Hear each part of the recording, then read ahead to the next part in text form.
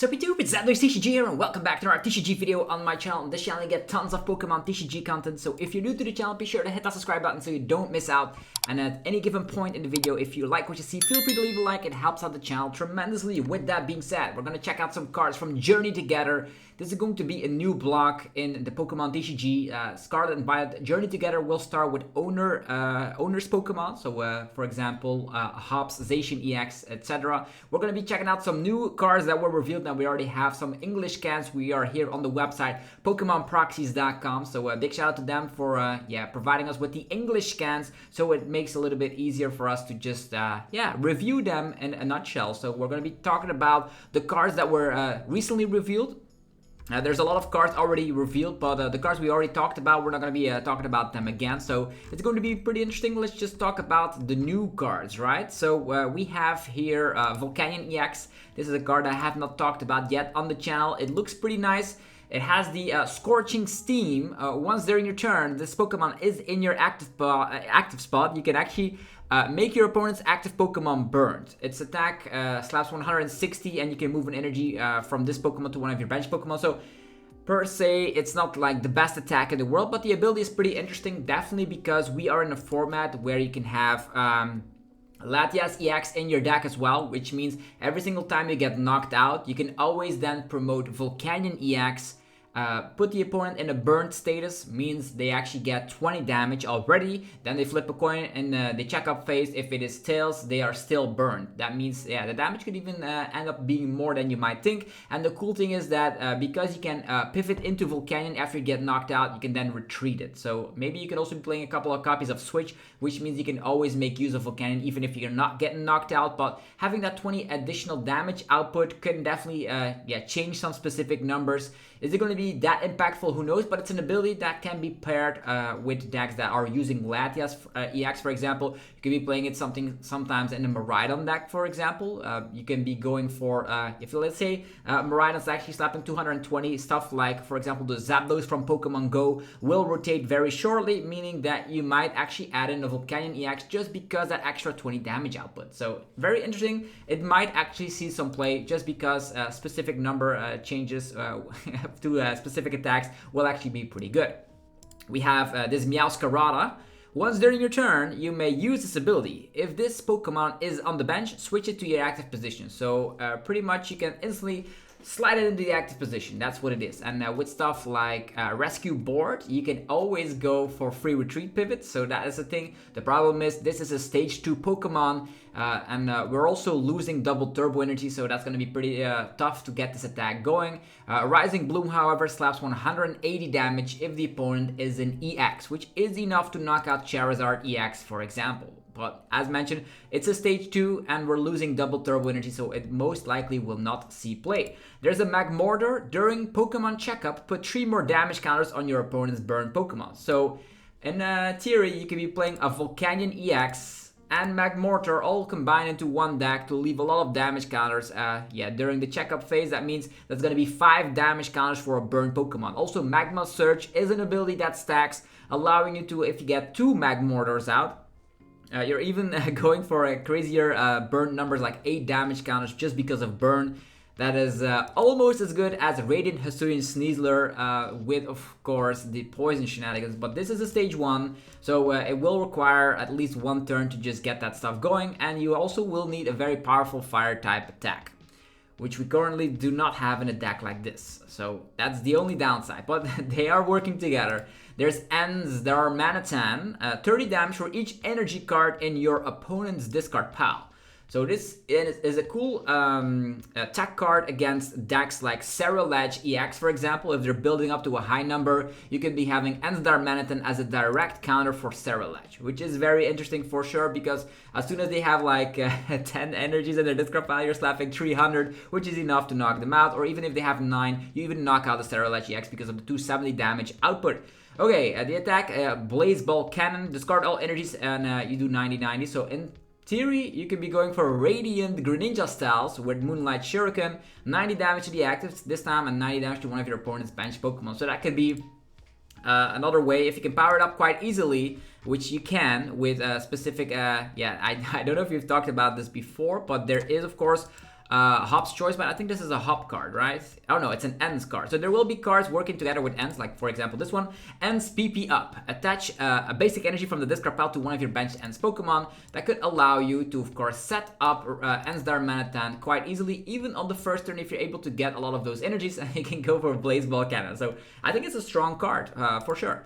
Moving forward, we have Ludicolo. Always makes me think about Pokemon Colosseum, and for good reason. Millipede was one of the best antagonists I have seen in a video game. We have Vital Samba. Each of your Pokemon in play gets 40 additional HP. The effect of this ability does not stack, however, so you can only get one of them in play, and then 40 HP for all of your Pokemon. Is that going to be impactful? It's a stage 2, however, but we did see before that 101 lines have been played in the past. Imagine you're getting yourself a Charizard EX with a 101 line of Ludicolo, and out of nowhere you get a Charizard EX with 370 HP.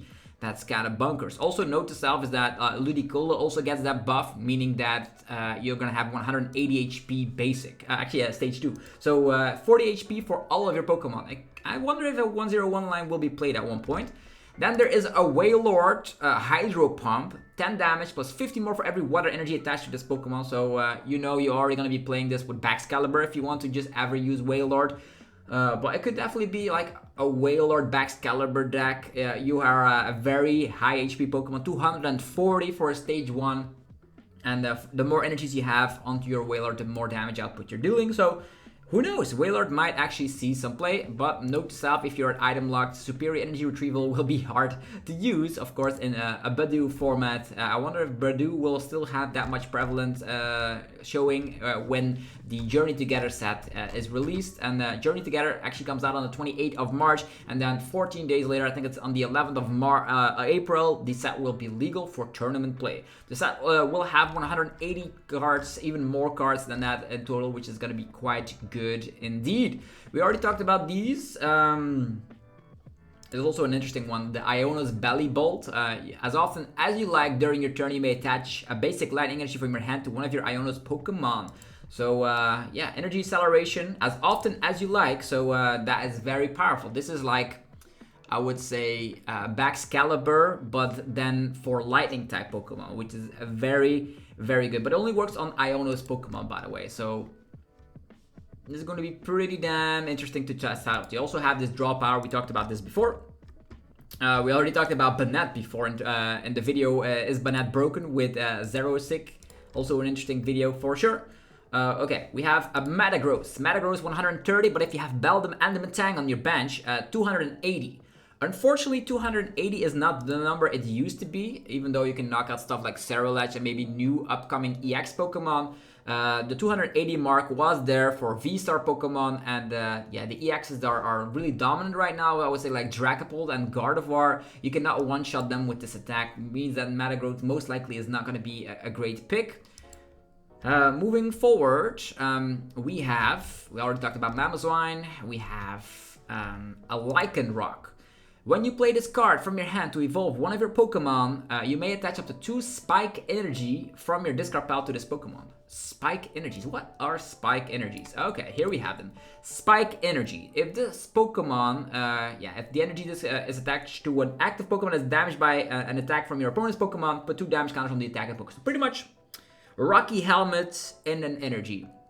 The opponent attacks you, even if it's knocked out, they receive 2 damage counters. So that's the Spike Energy. That's actually a very strong energy indeed, because you're going to be adding additional damage output. So I wonder which decks are going to be able to use that. I know, decks that could be using it, like Lugia V-Star, will already rotate when this set is tournament legal. So Spike Energy.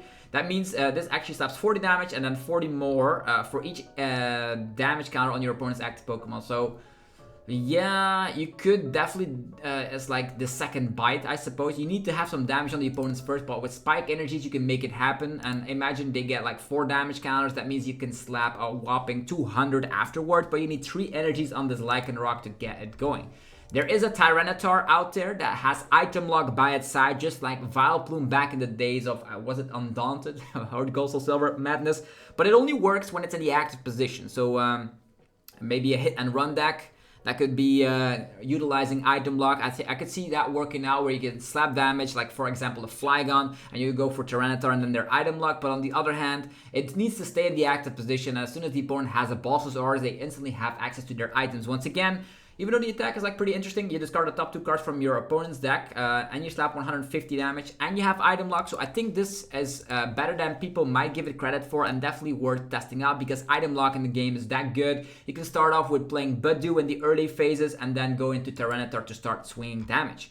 Yeah, item lock is strong. And Zoroark will definitely see some play. We talked about this before. There's a Magearna. As long as this Pokemon is your active Pokemon, whenever you attach an energy card from your hand to one of your Pokemon, heal 90 damage from that Pokemon. So build-in heal, if this is in the active position.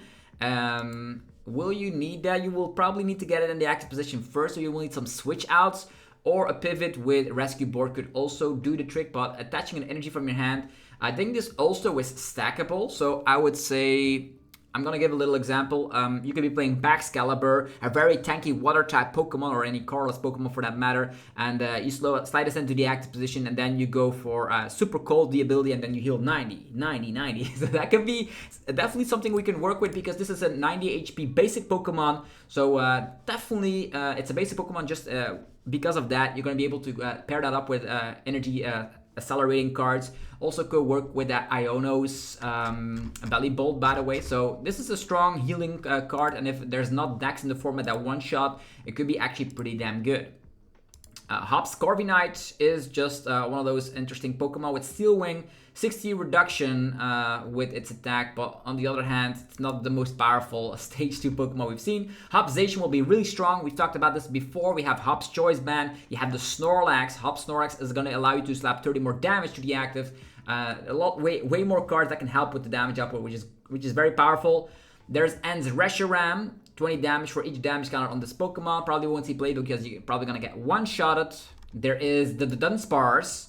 60 damage for each of your opponent's Pokemon EX in play. We've seen cards like this before, like with Weavile. Was that with the Rule of Evil? Like cards like this before, Galissapod before it. So we know that a card like this is great, but it won't actually be a deck of its own, and more an attack option, because we still have the Dudunsparce, which allows you to draw 3 cards and shuffle back into the deck. So maybe you're playing a 2-2 line of the Dudunsparce to just draw cards and then add in one of these, just if the opponent is not careful enough and they slap down a lot of EX Pokemon. Think about Raging Bolt slapping down 2 Raging Bolts and 2 Ogre Pawns, for example, and then out of nowhere you do slap that 240 number where they least expect it, and that's where I see this Dudunsparce seeing play. So this actually is not bad indeed. We also come back with, as mentioned in this Hop deck, we're going to have Hop's Cramorant, which can slap 120 if the opponent has 3 or 4 prize cards remaining. And there's Hop's Dubwool, allowing you to Gust if you evolve into it, which is very strong. Lots of interesting trainer cards coming back. Heal 60 if you discard an energy. Sometimes that might be interesting in decks that have a lot of energy acceleration. And PP up, talking about basic energy acceleration for benched Pokemon, bench ends Pokemon. There is the Hop's Back, which is pretty much a VIP pass, battle VIP pass, but for basic Hop's Pokemon. So very, very strong. The Hop's deck will be strong, as I already predicted. There is Iris's Fighting Spirit. Discard a card from your hand. If you do, draw cards until you have 6 in hand. Definitely interesting in that sense that you can combine the downside of discarding like energy, so you can have stuff like Ends PP up, which is great. There is Rufian. Discard a Pokemon tool and a special energy from one of your opponent's Pokemon. So some more cards for control decks. There is Ends Castle, allowing every Ends Pokemon in play to have 0 retreat cost. That could be really useful because specific Ends Pokemon do come back with a higher retreat cost. Note to self is that Zoroark will have free retreat, and there will be way more Owner's Pokemon coming. So I'm very excited, very, very excited for a set like this. Another great thing about this set, we're also getting some different stadiums cards that could be used here. We have this one, Levencia. Once during your turn, that player may put 2 basic lightning energies from the discard pile back in the hand. very similar to like Mount Coronet back before for metal type energies. But yeah, this could be seeing use because you're gonna be instantly energy accelerating thanks to the Iono's Bellibolt EX. So that's gonna be really useful if you get knocked out or if energies are in the discard pile, you can get them back. There's Pause Wick. The attacks of your Hops Pokemon do 30 more damage. So in combination with Hops Snorlax, in combination with Hops Choice Band, specific Hops Pokemon will slap a ridiculous amount of damage. So that's most of the cards. Some of them we already talked about, like Mamoswine, for example, in other videos, but a lot of new cards were revealed, and I was happy to just go along with them. So we have my first impressions on these cards. Most of them will be playable, so the Journey Together set will have quite the impact on the format, I would say. So it's going to be nice to see some brand new archetypes at the top tables, because we've seen most top decks go on for almost half or even longer, half a year and longer. So it's gonna be nice as a little bit of refreshment, and definitely in combination with that rotation. Want to learn more about rotation? There is a link down below in the description where you're gonna be talking about all the cards that are rotating from the format. So definitely check that video out if you haven't already. If you enjoyed this video, let me know by rocking the hell out of the like button. Makes me very happy. I'm always super grateful if you would do so. And also, don't forget to subscribe for more content like this. Be sure to check out the sponsors that make the videos possible. DragonShield.com for your sleeves, binders, and deck boxes. Use that coupon ZABLUES5 and get 5% off your order. TC Evolutions for your ability tokens, VSTAR markers, all that good stuff. Get 10% off using the coupon ZABLUESTCG. PotownStore.com for your TCG Live code card needs. You can buff up your account quite easily with codes with instant email delivery, and you can get 5% off using the coupon. There's CARDMARKET.com, lastly, for European players where you're able to buy as well as sell cards to people all across Europe. You can use the referral name ZABLUESTCG to help support the channel. Have yourself a fantastic rest of your day. Thanks again for joining me with this first impression look on Journey Together. I'm very excited for the set. As mentioned, it's coming out in about 2 months, so we're gonna have to wait a little bit. But Japan will already play with these cards very shortly, so we'll see how greatly they will impact the meta. Have yourself a good one, and I'll see you guys soon with more Pokemon TCG content. Peace.